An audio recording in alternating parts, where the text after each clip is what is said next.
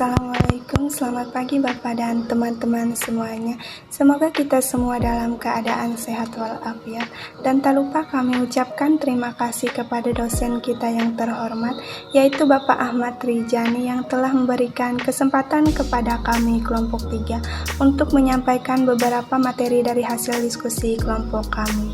Sebelum kami mulai mempresentasikan hasil diskusi kami pada hari ini, terlebih dahulu saya akan perkenalkan anggota kelompok kami. Yang pertama ada saya sendiri, Wela Francisca, NIM 19 30 20 30 10 65. Perkenalkan, nama saya Susan Mei Tiara, NIM 19 30 20 30 10 78. Saya Trizia Yolanda dengan NIM 193020 301045. Saya Salistriana, NIM 19 30 20 30 10 38. Perkenalkan, nama saya Vidya Landari, NIM 19 30 20 30 10 41. Baiklah, untuk presentasi kami kali ini kami akan membahas materi tentang sejarah ekonomi kaum Pisiokrat. Untuk materi yang pertama akan dibacakan oleh rekan kami Trizia Yolanda, kami persilahkan. Latar belakang timbulnya mazhab Pisiokrat.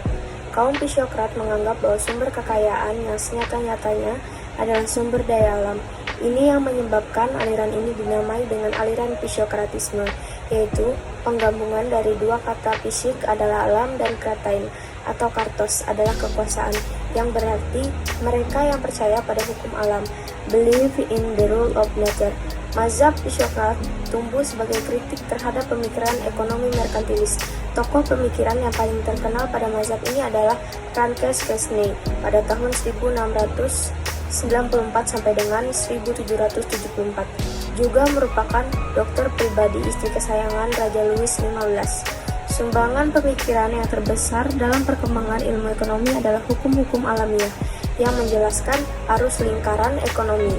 Inti pemikiran utama dalam mazhab ini dituangkan dalam tabel ekonomi menjadi 4 golongan masyarakat yang terdiri dari: pertama, landlord class atau kelas tuan tanah dari kaum pemilik tanah; yang kedua, kelas steril atau kelas stipendial, kelas tidak produktif yang meliputi kaum pedagang, saudagar, pengrajin, dan industriawan; yang ketiga, kelas produktif dari kaum petani; dan yang keempat, kelas pasif, kelas masyarakat, buruh atau labor, adalah kaum pekerja yang menerima upah dan gaji dari tenaganya. Asumsi pemikiran ekonomi mazhab Pisiokrat. Kaum Pisiokrat percaya bahwa sistem perekonomian juga mirip dengan alam yang harmoni. Dengan demikian, sistem tindakan manusia dalam memenuhi kebutuhannya masing-masing juga akan selaras dengan kemakmuran rakyat banyak. Manusia diberi kebebasan dan melakukan yang terbaik bagi dirinya masing-masing. Pemerintah tidak perlu campur tangan dan melakukan yang terbaik bagi dirinya masing-masing. Pemikiran ekonomi mazhab Pisiokrat seperti yang telah dipaparkan di atas, aliran Pisiokrat membangun adalah teori mereka berdasarkan konsep hukum alam. Ada 3 hal membuat kaum Pisiokrat terkenal, yaitu: 1.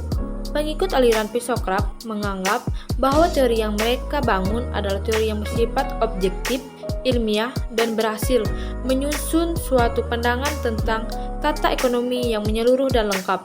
2. Aliran ini mencetuskan istilah yang sampai saat ini masih menjadi bahan kajian menarik dan memberi corak bagi para ekonomi klasik berikutnya.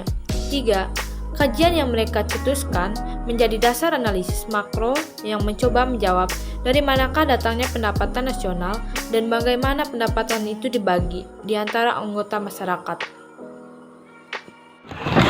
Tableau Economic. Pada tahun 1758, Keynes menulis buku yang berjudul Analysis du Tableau Economic.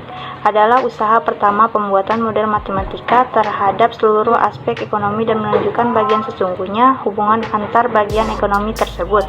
Dalam bukunya tersebut, Keynes memulai dengan asumsi bahwa ekonomi dapat digambarkan ke dalam 3 kelas atau sektor yang berbeda, yaitu: 1. Sektor pertanian yang menghasilkan makanan, bahan mentah, dan hasil-hasil pertaniannya. 2. Sektor manufaktur yang memproduksi barang-barang seperti makanan dan bangunan serta alat-alat yang diperlukan oleh pertanian dan pekerja pabrik. Sektor manufaktur termasuk juga sektor jasa, karena bertanggung jawab untuk memfasilitasi perdagangan domestik dan internasional.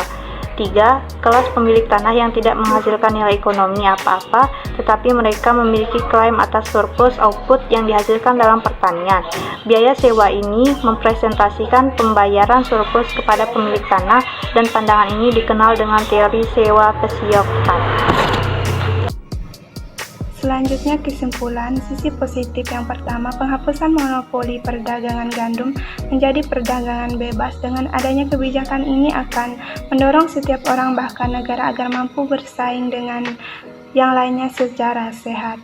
Hal ini karena dalam perdagangan bebas hanyalah orang atau negara yang kuat sajalah yang dapat bertahan hidup. Yang kedua, penghapusan berbagai pihak yang memberatkan masyarakat sehingga beban mereka dalam membayar pajak dapat dikurangi. Selain itu, hal ini akan mampu meringankan beban masyarakat untuk mewujudkan kehidupan menjadi lebih baik. Selanjutnya ada sisi negatif yang pertama, adanya anggapan bahwa sumber kemakmuran masyarakat adalah dari bidang pertanian, sehingga nantinya akan menganggap remeh atau enteng bidang usaha lainnya selain bidang pertanian. Padahal bisa jadi usaha non-pertanian tadi justru malah yang lebih produktif daripada bidang pertanian itu sendiri.